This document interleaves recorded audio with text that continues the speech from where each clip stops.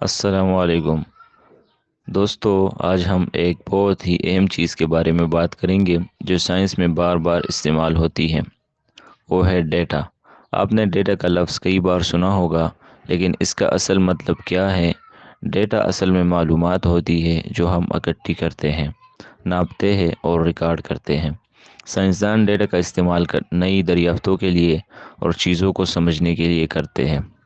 مثال کے طور پر، اگر روزانہ کا درجہ حرارت کا ریکارڈ ڈیٹا ہے، اور اس کے علاوہ جتنی بھی چیزیں آپ کے آس پاس ہے اس کو اگر آپ ایک ترتیب کے ساتھ دیکھیں یا اکٹھا کریں، ایک پیج پہ لکھیں، تو یہ آپ کے ساتھ ڈیٹا آتا ہے۔ ڈیٹا کی اقسام۔ ڈیٹا کی دو بڑی اقسام ہیں۔ معیاری یعنی کوالٹیٹیو ڈیٹا، وہ معلومات جو کسی چیز کی خصوصیات کو بیان کرتی ہے، مثال کے طور پر رنگ، ساخت، ٹیکسچر یا چیز کا نیا یا پرانا ہونا۔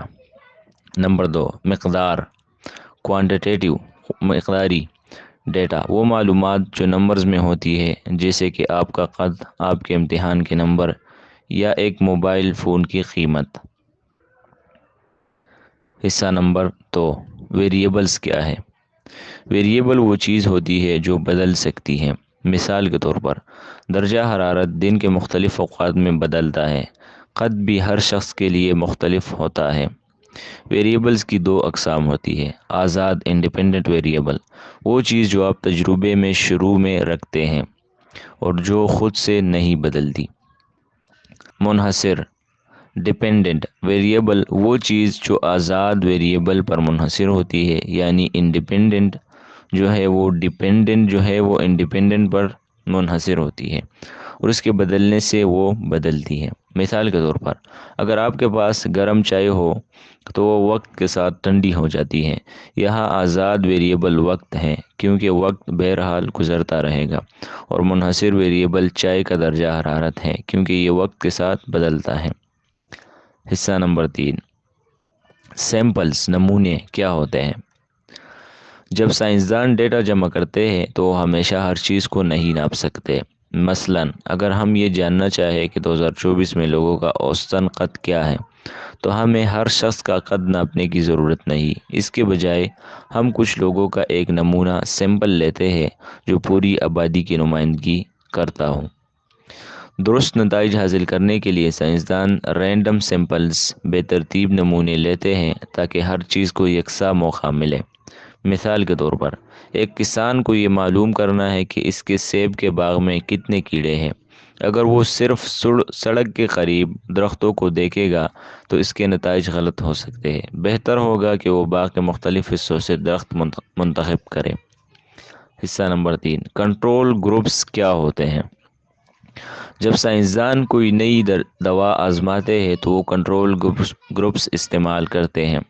کنٹرول گروپ وہ گروپ ہوتا ہے جسے دوا نہیں دی جاتی، تاکہ یہ دیکھا جا سکے کہ اصل میں دوا کا اثر ہو رہا ہے یا نہیں۔ مثال کے طور پر اگر ہم یہ جاننا چاہیں کہ کیا پانی ابالنے سے صاف ہوتا ہے، تو ہمیں ابلے ہوئے پانی کا موازنہ بغیر ابلے ہوئے پانی سے کرنا ہوگا۔ یہاں بغیر ابلے پانی کو کنٹرول گروپ کہا جائے گا۔ حصہ نمبر چار، ڈیٹا کو کیسے دکھایا جاتا ہے؟ ہم ڈیٹا کو مختلف طریقوں سے دکھا سکتے ہیں۔ نمبر ون، گراف کے ذریعے۔ نمبر دو، لائن گراف۔ نمبر تین، چارٹس۔ نمبر چار، ہسٹوگرام۔ گراف کو اگر ہم دیکھیں، یہ نمبرز کو پیٹرن میں دکھانے کے لیے ہوتے ہیں۔ گراف لائن کو اگر ہم دیکھیں، وقت کے ساتھ ہونے والی تبدیلیاں دکھانے کے لیے۔ چارٹس کو اگر ہم دیکھیں، یہ ڈیٹا کو مختلف کیٹیگریز میں تقسیم کرنے کے لیے استعمال ہوتے ہیں۔ ہسٹوگرام یعنی بار چارٹ، یہ بتانے کے لیے کہ کچھ چیزیں کتنی بار ہوتی ہیں۔ حصہ نمبر پانچ، لائن گراف کو کیسے پڑھیں؟